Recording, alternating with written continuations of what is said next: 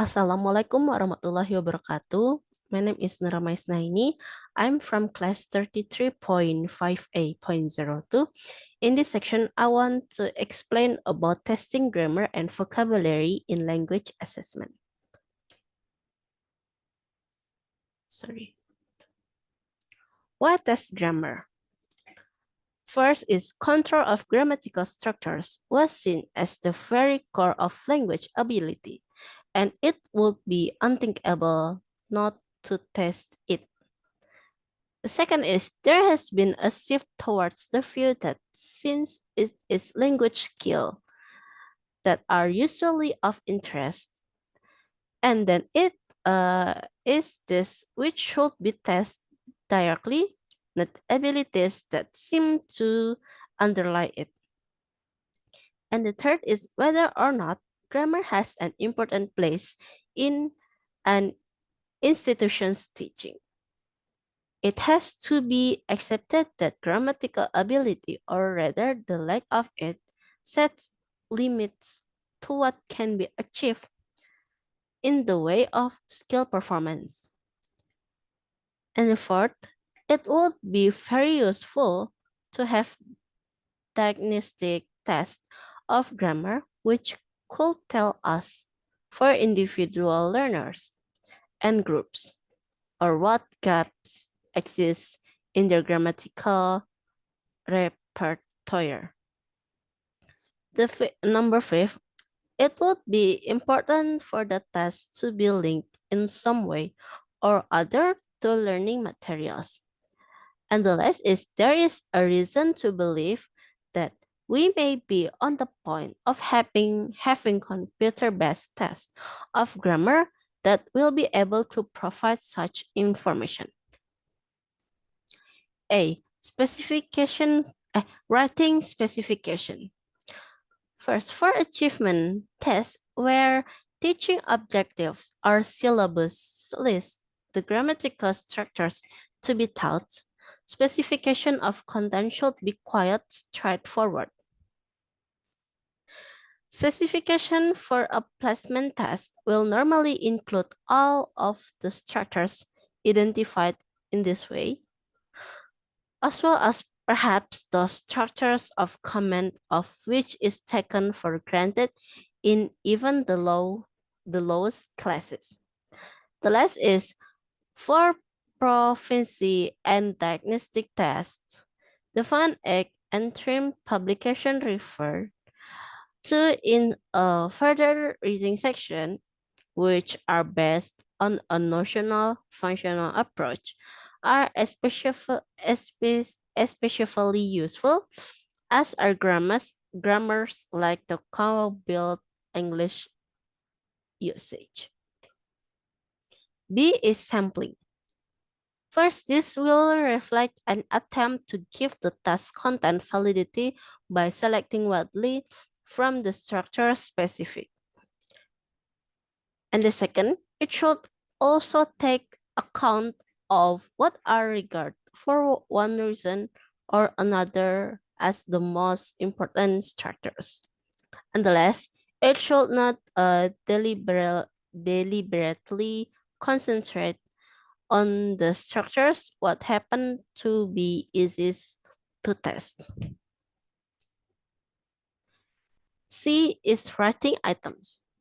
Whatever technique are chosen for testing grammar, it is important for the text item to be written in grammatically correct and natural language.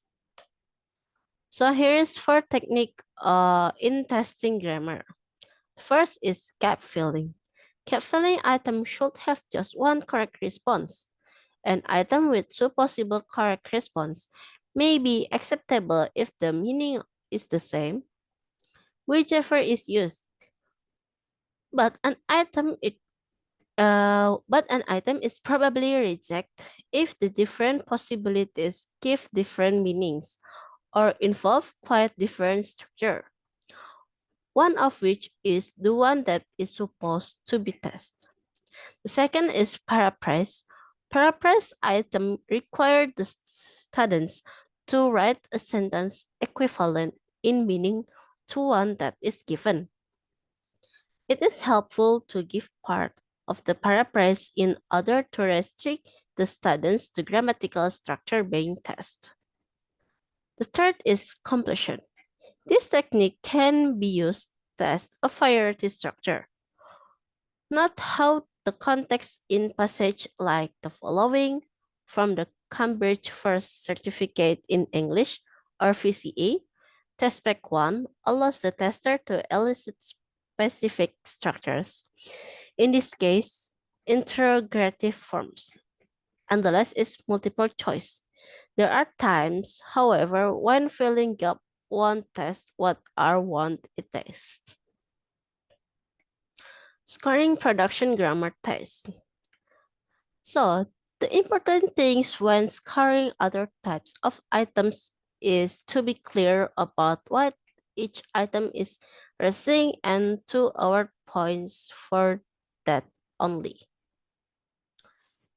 And the second, there may be just one element and all available points should be awarded for that. Nothing should be deducted for non-grammatical errors or for errors in elements of grammar which are not being tested by item. So for the example is a candidate missed a third person when the item is testing relative pronouns and he misspelled open to open. The candidate should not be penalized.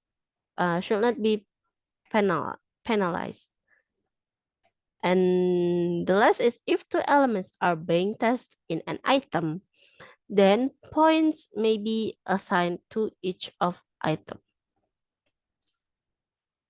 So the next is why test vocabulary. If there is a little teaching of vocabulary, it may argue that there is little call for achievement test for vocabulary. At the same time, it is to be hoped that vocabulary learning is taking place. Second, achievement tests that measure the extent of this learning and encourage it perhaps do have a part to play in institutional testing. And the third, for those who believe that systematic teaching of vocabulary is desirable, vocabulary achievement tests are appreciated for their backwash effect. Fourth, the usefulness of a general diagnostic test of vocabulary is not readily apparent. As far as placement tests are concerned, we will we wouldn't normally require or expect a particular set of lexical item to be prerequisite for a particular language class. And the fifth, all we would be looking for is some general indication of adequacy of the student's vocabulary. And the last, the learning of specific lexical items in class will really depend on previous knowledge of other specific items. The other is to construct one own vocabulary proficiency test. So, for writing specification, first, if vocabulary is consciously being taught, then presumably all the items thereby presented to the student should be included in the specification. Words should be grouped according to whether their recognition or their production is required. A subsequent step is to group the items uh, in terms of their relative importance. At the last, a vocabulary placement test will be in essence a proficiency test. The usual way to specify the lexical items that may be tested in a proficiency test is to make reference to one of the published word lists that indicate the frequency with which the words have been found to be used. A. Sampling. Words can be grouped according to their frequency and usefulness. From each of this group, it can be taken at random, with more being selected from the groups containing the more frequent and useful words. Writing items. Testing recognition ability. This one, a testing problem for which multiple choice can be recommended without too many reservations. For one thing, distractors are usually readily available. For another, there seems unlikely to be any serious harmful backwash effect, since guessing the meaning of vocabulary items is something that we would probably wish to encourage. And the last, however, writing of successful writing items is not without its difficulties. Items may involve a number of different operations on that part of the candidates. So, there's three recognition abilities. First is recognize synonyms. This is choose the alternative A, B, C, or D, which is closest to the words on the left. And the second is recognize definitions. All of the options are of about the same length. It is said that test takers who are uncertain in of which option is correct will tend to choose the one which is noticeably different from the others. And the last is recognize appropriate word for context. So context here are rather than a definition or synonym can be used to test knowledge of a lexical items. Not that the context should not itself contain words that the candidates are unlikely to know. The context may help activate a memory of the word in the same way omitting it when reading in a non-test situation.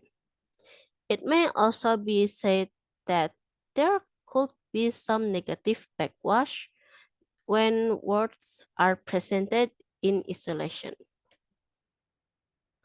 So testing production ability. The testing of vocabulary productively is so difficult that it is practically never attempted in proficiency tests. Information on receptive ability is regarded as sufficient. The suggestions present below are intended only for possible use in achievement tests. So pictures is the main difficulty in testing productive lexical ability is the need to limit the candidate to the lexical item that we have in mind while using only simple vocabulary ourselves. One way around this is to use pictures. This method of testing vocabulary is obviously restricted to concrete nouns that can be ambiguously drawn. And the third is definition. This may work for a range of lexical items, but not all items can be identified unique from a definition. Any definition of, say, feeble would unlikely to exclude all of its synonyms. Nor can all words be defined entirely in words more common or simpler than themselves. And the last is gap filling. This can take the form of one or more sentence with a single word missing. So often there is an alternative words to the one we have in mind. There could be two acceptable responses, but this problem can be solved by giving the first letter of the words and even an indication of the number of letters. So that's all from me. Wassalamualaikum warahmatullahi wabarakatuh.